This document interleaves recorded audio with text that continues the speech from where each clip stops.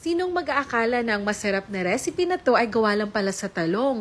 Kung mahilig ka sa burger steak pero health conscious ka, tara samahan niyo ako at lutuin natin to.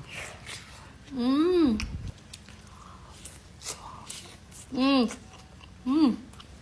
Mmm. Talong. So, ang gagawin natin dito ay hihiwain lang natin. So, ganitong hiwa, okay na to. So, ito na lahat yung nahiwa natin. Ilalagay lang natin sa ating food processor. Ayan. So, ito na lahat. Ayan, dapat ganito yung magiging itsura niya. Nailipat ko na to sa plato. Magtitimpla na tayo. Lagyan natin ng asin, paminta, konti lang. Meron ako ditong hotdog. Chinap ko na to ng maliliit. So, ihalo din natin.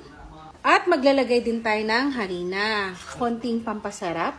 Ayan. At crack tayo ng isang itlog. Ayan. Mix na natin to lahat. So, ayan, ganyan. Okay na to. Luluto na tayo.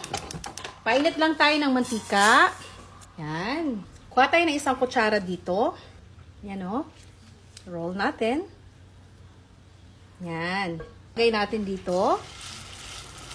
Form lang natin na parang patty.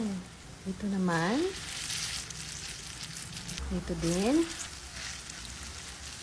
So, ayan.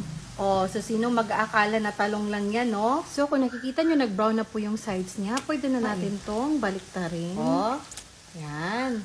Parang beef din, no? Tingnan nyo to mga kayamis, parang beef na beef talaga, no? So, okay na pala to, hanguin na natin. Ayan, oh, wow. Wow! So, ito na mga kayamis, ang ating eggplant patty or burger na gawa sa eggplant. Kaya tara na, tikman na natin to. Talong lang yan, ha? So, ito na mga kayamis, ang ating talong patty.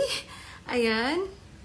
Tikman natin. Thank you, Lord, for this food. Amen. Ayan. Nilagyan ko na po ito ng ketchup. Ooh.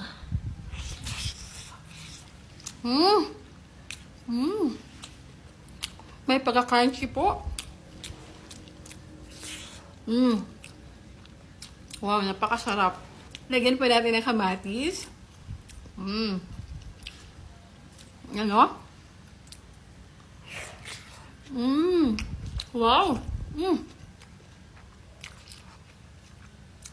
Mas nag-enhance yung flavor pag may kamatis. Kasi syempre oily siya.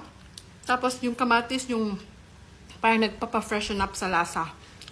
Refreshing siya. Akala mo talaga patty eh. Burger patty. Akala mo talaga beef.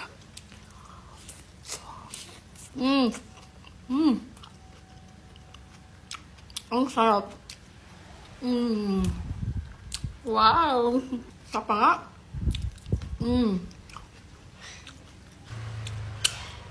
So yun mga kayamis, napakasimple lang po ng luto natin today. So sana'y matry nyo din po sa inyong mga tahanan. For sure magugustuhan to ng buong family. And so ito na naman po si Yuri na laging nag-iwan ng kasabihang, laging kumain ng tama lang para yummy like Yuri. Shh! Atin natin lang to. Sarap.